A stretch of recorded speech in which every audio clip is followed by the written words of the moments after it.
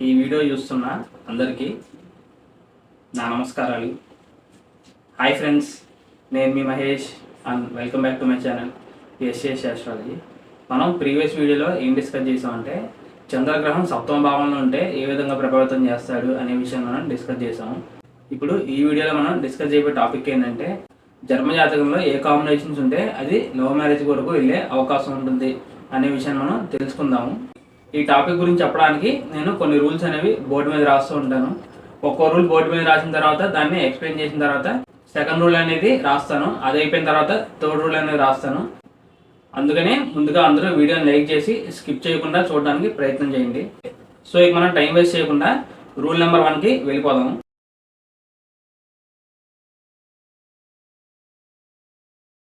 ఈ rule number 1 ఏంటంటే 1 అంటే లగ్నము, 5 పంచమము, 7 సప్తమము, 11 లాభం. సో ఈ లగ్న పంచమ సప్తమ లాభాధిపతుల మధ్య ఏదో ఒక రకమైన కనెక్షన్ కనుక ఉన్నట్లయితే అది లవ్ మ్యారేజ్ని ఇండికేట్ చేస్తుందని మనం అర్థం చేసుకోవాలన్నమాట. ఇందులో ప్రధానంగా పంచమ సప్తమాధిపతుల కలయిక అనేది లవ్ మ్యారేజ్ని ఇండికేట్ చేస్తుంది. అక్కడ 11th హౌస్ అనే దాన్ని మనం హౌస్ ఆఫ్ గెయిన్స్గా తీసుకుంటాం. అండ్ అలాగే మన లైఫ్లో ఉండే డిజైర్స్ గురించి, ఫుల్ఫిల్మెంట్ గురించి ఈ 11వ స్థానం ఇండికేట్ చేస్తుంది కాబట్టి సో నేను 11వ స్థానాన్ని కూడా తీసుకోవడం జరిగింది. ఇక లగ్నాధిపతి విషయం కనుక వచ్చినట్లయితే మీరు ఏ చార్ట్ తీసుకున్నా సరే లగ్నాధిపతి ఎక్కడ ఉన్నాడు అనే విషయాన్ని బట్టి మనం మన జీవితంలో ఉన్న మెయిన్ ఫోకస్ ఏరియా అనే దాన్ని మనం ఫైండ్ అవుట్ చేయొచ్చు అనమాట. ఫర్ ఎగ్జాంపుల్గా లగ్నాధిపతి కనుక దశమంలో కనుక ఉన్నట్లయితే ఆ పర్సన్స్ యొక్క జీవితంలో మెయిన్గా వాళ్ళు కెరీర్కి ఇంపార్టెన్స్ ఇస్తారని మనం అర్థం చేసుకోవాలి. అలా కాకుండా పంచమంలో ఉన్నట్లయితే ఆ పంచమం అనేది ప్రేమను ఇండికేట్ చేస్తుంది కాబట్టి ఆ పర్సన్స్ అనేవాళ్ళు లవ్ అండ్ ఎమోషనల్ పర్సన్స్గా మనం చెప్పొచ్చు. సో ఈ విధంగా లగ్నాధిపతికి ఒక ప్రత్యేకమైన ఇంపార్టెన్స్ అనేది ఉంది కాబట్టి నేను ఇక్కడ లగ్నాధిపతిని కూడా తీసుకోవడం జరిగింది.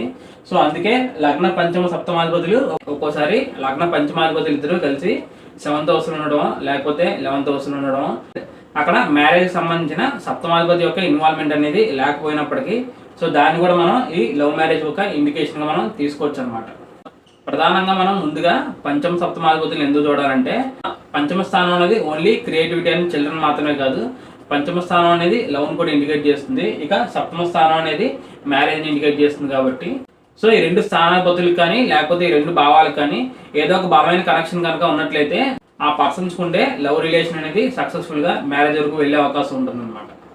ఈ రూల్ అనేది మీకు ఫైనల్గా అర్థమైందని అనుకుంటున్నాను. ఈ 4 స్థానాధిపతుల మధ్య ఏదో ఒక బలమైన కనెక్షన్ అవ్వచ్చు. ఆ కనెక్షన్ అనేది పరస్పరం ఈ యొక్క స్థానాధిపతులు చూసుకుంటున్న తక్కువ డిగ్రీ కంజంక్షన్ అనేది అలాగే పరస్పరం ఈ 4 స్థానాల మధ్య పరివర్తన యోగాలు ఏర్పడిన ఈ స్థానాధిపతుల యొక్క నక్షత్రనాథుడు ఈ విధంగానే పరివర్తన చెందిన అంటే లగ్నాధిపతి వెళ్ళి పంచమాధిపతి నక్షత్రం మీద ఉండడం, పంచమాధిపతి వెళ్ళి సప్తమాధిపతి నక్షత్రం మీద ఉండడం, లేకపోతే సప్తమాధిపతి వచ్చి పంచమాధిపతి నక్షత్రం మీద ఉండడం, ఇలా ఏదో విధంగా ఈ 4 స్థానాల మధ్య కనెక్షన్ ఆర్ ఇండికేషన్ అనేది మీకు ఎన్నిసార్లు మీ చార్ట్లో ఫామ్ అయింది అనే విషయాన్ని మీరు ప్రథమంగా చూడాల్సి వస్తుంది. ఇక మనం రూల్ నెంబర్ 2కి వెళ్దాము.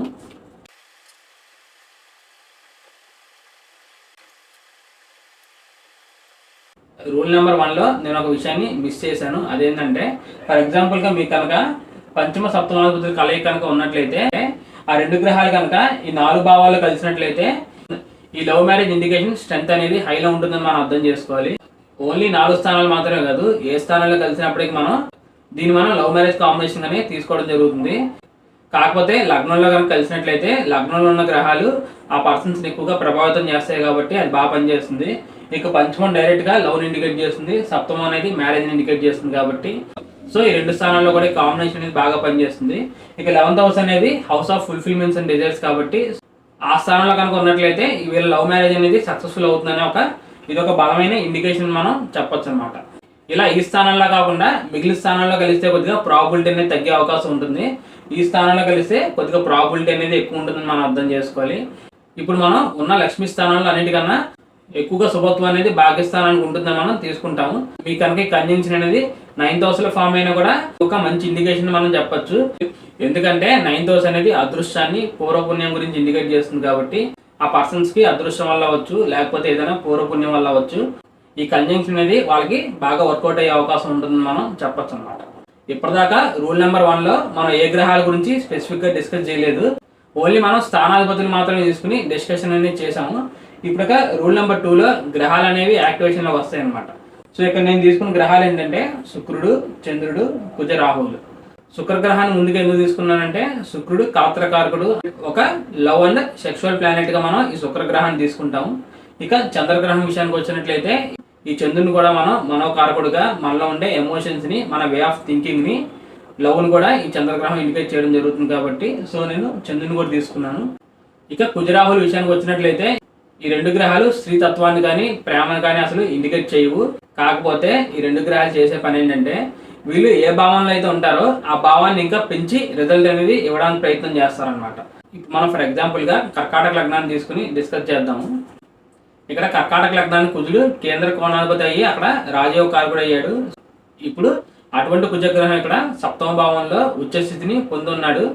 ఎప్పుడైతే ఈ విధంగా రాజయోగాన్ని ఇచ్చే గ్రహం ఉచ్చస్థితిని పొందున్నాడో ఇప్పుడు కుజగ్రహం ఈ సప్తమ భావంలో ఉన్నాడు కాబట్టి ఈ సప్తమ భావానికి సంబంధించిన ఫలితాల విషయంలో విపరీతమైన ఎక్స్పెక్టేషన్స్ అవ్వచ్చు, కోరికలు అవ్వచ్చు, ఇవన్నీ కలగజేస్తాడని మనం చెప్పొచ్చు. అండ్ అలాగే ఈ కుజగ్రహం ఈ లగ్నానికి పంచమాధిపతి ఇక్కడ సప్తమ స్థానంలో ఉన్నాడు. అంటే ఇక్కడ రూల్ నెంబర్ 1 కూడా అప్లికేబుల్ అవుతుంది. సో రూల్ నెంబర్ 2 కూడా అప్లికేబుల్ అవుతుంది. మరి కుజగ్రహం 7th హౌస్ ఉంటే కుజదోషంగా అండ్ అలాగే మ్యారేజ్ లో ఒక డామినెన్స్ అండ్ ఫైటింగ్ నేచర్ ని ఇచ్చేదానికి అవకాశం ఉంటుంది కదా. అంటే ఇక్కడ ప్రధానంగా కుజగ్రహం ఈ లగ్నానికి రాజయోగ కారకుడు అయ్యాడు. దాని కారణంగా ఈ గ్రహం అనేది పాజిటివ్ గానే పనిచేస్తుంది. ఇక లగ్నానికి కేంద్ర స్థానంలో ఉచ్చస్థితిని పొందాడు కాబట్టి ఇది పంచమహాపురుష యోగాల్లో రుచక మహాపురుష యోగానికి ఇది కారణం అవుతుంది. ఈ విధంగా ఇక్కడ యోగం అనేది ఫామ్ అవడం వల్ల ఈ పర్సన్స్ కొన్న మ్యారేజ్ లైఫ్ అనేది ఏమాత్రం డిస్టర్బెన్స్ అనేది అవ్వదు. ఇంకా దీని యొక్క ఇంపాక్ట్ కనుక పెరగాలంటే ఫర్ ఎగ్జాంపుల్ గా ఈ శుక్ర చంద్ర గ్రహాలు ఏ లగ్నంలో కానీ లేకపోతే ఇక్కడ లాభంలో కానీ పంచమంలో కానీ ఇలా ఏదో ఒక స్థానంలో కనుక ఈ రెండు గ్రహాలు కలిసినా లేకపోతే డైరెక్ట్ గా అక్కడ కుజగ్రహంతో ఇన్వాల్వ్ అయినా ఇక్కడ ఆల్రెడీ కుజగ్రహం బలంగా ఉన్నాడు కాబట్టి ఇలా లవ్ అండ్ ఎమోషన్ ని ఇండికేట్ చేసే ప్లానెట్స్ అనేవి కుజగ్రహంతో కలిసిన లేకపోతే కుజుడు ఆ గ్రహాలను చూసినా అది కూడా వన్ ఆఫ్ ద ఇండికేషన్ మనం చెప్పొచ్చు. ఇక ప్రత్యేకంగా రాహు గ్రహం విషయానికి వచ్చినట్లయితే ఈ కర్కాటక లగ్నానికి ఈ రాహు పాప అవుతాడు కాబట్టి ఫర్ ఎగ్జాంపుల్ కి ఇక్కడ సప్తమ స్థానంలో కుజరాహుల యొక్క కలయిక అనేది బలంగా తక్కువ డిగ్రీలో కనుక కలిసినట్లయితే ఇక్కడ ఫామ్ అయిన పంచమహాపురుష యోగం అయిన రుచక మహాపురుష యోగం కూడా కొద్దిగా భంగం అయ్యే అవకాశం ఉంటుంది అనమాట. ఎందుకంటే కుజరాహులు పరస్పరం శత్రుగ్రహాలు అండ్ అలాగే రాహు గ్రహం మనం one of the most manipulative planet గా చెప్పొచ్చు.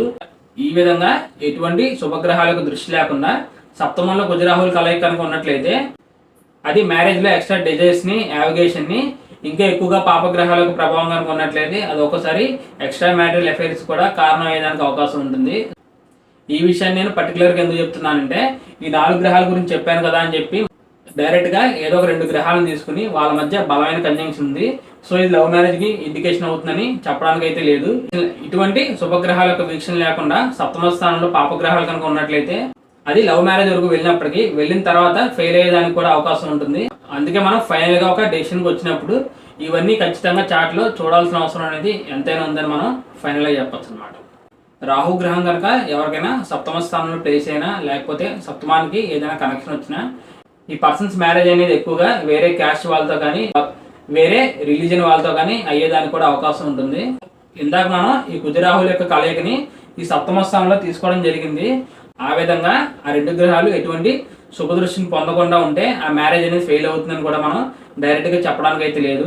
ఈ మకర రాశిలో ఉండే నక్షత్రాలు ఏంటంటే ఉత్తరాషాఢ నక్షత్రం, శ్రవణం అండ్ అలాగే ధనిష్ట నక్షత్రాలు. ఫర్ ఎగ్జాంపుల్ గా ఈ కుజరాహులు ఈ లగ్నానికి యోగకారకమైన నక్షత్రాలు అంటే శ్రవణ నక్షత్రం అవ్వచ్చు, ధనిష్ట నక్షత్రం అవ్వచ్చు.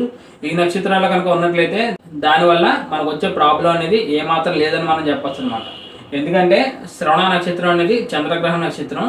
ఈ లగ్నానికి చంద్రుడు లగ్నాధిపతి అవుతాడు స్వయంగా. ఈ 2 గ్రహాలు ధనిష్ట నక్షత్రంలో కనుక ఉన్నట్లయితే అక్కడ కుజుడు అక్కడ స్వనక్షత్ర స్థితిలో ఉండి దానివల్ల ఆయనకి బలం పెరిగి శుభత్వం కూడా పెరిగే అవకాశం ఉంటుంది. ఇక రాహు కూడా ఈ విధంగా యోగకారకమైన కుజగ్రహ నక్షత్రం ఉండడం వల్ల ఆయన యొక్క మెలిఫిక్ నేచర్ అనేది కూడా తగ్గే అవకాశం ఉంటుంది మనం ఫైనల్ గా చెప్పొచ్చు అనమాట. ఈ విధంగా మనం డిస్కస్ చేసిన ఈ 2 రూల్స్ ని అనేక విధాలుగా మనం ఈ D1 చార్ట్ లో అనాలిసిస్ అనేది చేయాల్సి వస్తుంది. ఆ చేసిన అనాలిసిస్ లో ఎన్నిసార్లు అయితే ఈ కాంబినేషన్స్ అనేవి మన చార్ట్ లో రిపీట్ అవుతాయో లవ్ మ్యారేజ్ ఇండికేషన్ అనేది మన చార్ట్ లో అంత బలంగా ఉందని మనం అర్థం చేసుకోవాలి. సో ఓన్లీ D1 చార్ట్ ని చూస్తే సరిపోదు కదా, మనం D9 చార్ట్ ని కూడా తప్పకుండా చూడాలి. ఎందుకంటే ఒక్కోసారి D1 చార్ట్ లో లేని విషయాల్ని ఈ D9 చార్ట్ అనేది చెప్తుంది అనమాట. ఈ D9 చార్ట్ అనేది పూర్వపుణ్యాన్ని ఇండికేట్ చేస్తుంది కాబట్టి ఒక్కోసారి కొన్ని అంశాలు అనేవి D1 చార్ట్ లో ఉండకపోవచ్చు. D9 చార్ట్లో ఉండడం వల్ల కూడా మనకి ఆ రిజల్ట్స్ అనేవి కూడా మనకి కనిపించే అవకాశం ఉంటుంది. ఫర్ ఎగ్జాంపుల్కి ఇప్పుడు మీకు ఈ D1 చార్ట్లో ఈ 2 రూల్స్ అనేవి నాకేం కనిపించలేదు, కానీ నాకు లవ్ మ్యారేజ్ అయింది అని కనుక మీరు అనుకున్నట్లయితే ఇదే 2 రూల్స్ మీరు వెళ్ళి D9 చార్ట్లో చూడండి. తప్పకుండా మీకు ఈ D9 చార్ట్లో ఆ రూల్స్ అనేవి 100% కనిపించే అవకాశం ఉంటుందన్నమాట. ఈ విధంగా నేను ఎందుకు చెప్తున్నానంటే మన లైఫ్లో ఏదో ఒక ఈవెంట్ అనేది జరిగినట్లయితే దానికి రీజన్ అనేది D1 చార్ట్లో ఉన్న గ్రహాల యొక్క కాంబినేషన్ అవ్వచ్చు, లేకపోతే D9 చార్ట్లో ఉన్న ప్లేస్మెంట్ అవ్వచ్చు. ఈ రెండింటికి సంబంధం లేకుండా ఏ ఈవెంట్ అనేది జరగదు. మీకు D9 చార్ట్లో ఈ కాంబినేషన్స్ కనుక కనిపించినట్లయితే ఈ లవ్ మ్యారేజ్ అనేది మీకు పూర్వపుణ్యం వల్ల లభించే అవకాశం ఉంటుంది. అంటే చెప్తూ ఉంటారు కదా, రుణానుబంధ రూపేణా అని. ఆ విధంగా మీకు లవ్ మ్యారేజ్ అనేది వచ్చే అవకాశం ఉంటుంది. ఫైనల్గా మరో ఇంపార్టెంట్ రూల్ అనేది ఉంది. అదేంటంటే ఎంటీ అంటే ఏంటంటే మ్యారేజ్ టైంగా మనం అర్థం చేసుకోవాలి.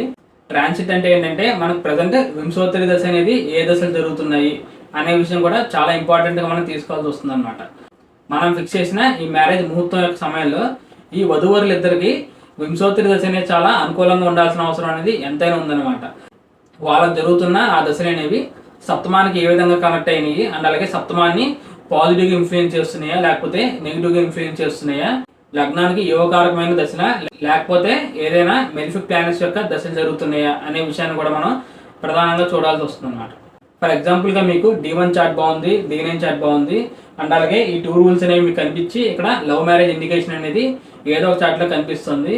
కాకపోతే మనం ఫిక్స్ చేసుకున్న కళ్యాణ ముహూర్తానికి ఈ వధువరులు ఇద్దరికి వింశోత్తరి దశ కనుక అనుకూలంగా కనుక లేకపోయినట్లయితే ఇక్కడ జన్మజాతకం అనేది బాగున్నప్పటికీ కళ్యాణ ముహూర్త బలం అనేది తగ్గడం వల్ల వాళ్ళకి మ్యారేజ్లో ప్రాబ్లమ్స్ అండ్ ఇష్యూస్ అనేవి వచ్చేదానికి అవకాశం ఉంటుంది అనమాట. అందుకే ప్రతి ఒక్కళ్ళు కళ్యాణం చేసుకునే ముందు ముహూర్తాలు అనేవి తప్పనిసరిగా చూస్తారు. ఫర్ ఎగ్జాంపుల్గా కళ్యాణ ముహూర్త బలం అనేది ఈ వధువరులు ఇద్దరికి బాగా అనుకూలంగా బలంగా కనుక ఉన్నట్లయితే వీళ్ళ జన్మజాతకాల్లో ఏదైనా చిన్న చిన్న దోషాలు ఉన్నా కూడా అవి కవర్ అయ్యే అవకాశం ఉంటుంది అనమాట. సో ఈ ముహూర్తం అనే టాపిక్కి అంత వాల్యూ ఉంది కాబట్టి అందరూ దీన్ని క్రమం తప్పకుండా ఫాలో అవుతారు. సో ఈ 3 రూల్స్ అనేవి మనం జాగ్రత్తగా అనాలిసిస్ చేసిన తర్వాతే మనం ఫర్దర్గా ప్రొసీడ్ అవ్వాల్సిన అవసరం అనేది ఉందని మనం చెప్పొచ్చు. ఫైనల్గా ఇది ఫ్రెండ్స్ నా video. Love marriage of prediction అనేది మన ఆస్ట్రాలజీలో ఏ విధంగా చూస్తారు అనే విషయం గురించి. ఈ వీడియో అనేది మీకు బాగా అర్థమైందని అనుకుంటున్నాను. ఈ వీడియో మీకు బాగా యూజ్ అవుతుందని నేను భావిస్తున్నాను. నా సైడ్ నుంచి చిన్న రిక్వెస్ట్ ఏంటంటే మీరు ఎవరైనా కొత్తగా ఈ వీడియో చూస్తున్నా లేకపోతే నా ఛానల్ చూస్తున్నా ఇందులోని ఇన్ఫర్మేషన్ కనుక మీకు నచ్చినట్లయితే వెంటనే ఈ వీడియోని లైక్ చేసి నా ఛానల్ సబ్స్క్రైబ్ చేసి నాకు సపోర్ట్ చేస్తారని నేను ఆశిస్తున్నాను. మీలో ఎవరికైనా ఈ వీడియోలో కనుక ఏదైనా డౌట్స్ ఉంటే తప్పకుండా కమెంట్ చేసే ప్రయత్నం చేయండి, నేను దానికి రెస్పాండ్ అయ్యే ప్రయత్నం చేస్తాను. ఇక ఫైనల్గా ఎవరికైనా వ్యక్తిగతంగా కన్సల్టేషన్ తీసుకోవాలి అనే ఉద్దేశం కనుక ఉన్నట్లయితే స్క్రీన్ మీద కనిపిస్తున్న ఈ నెంబర్కి వాట్సాప్ ఆర్ కాల్ చేయడానికి ప్రయత్నం చేయండి. నేను వచ్చే అప్కమింగ్ వీడియోలో మరో ఇంట్రెస్టింగ్ వీడియోతో మీ ముందుకు వచ్చే ప్రయత్నం అనేది ఖచ్చితంగా చేస్తాను. అప్పటి వరకు bye friends, see you very soon.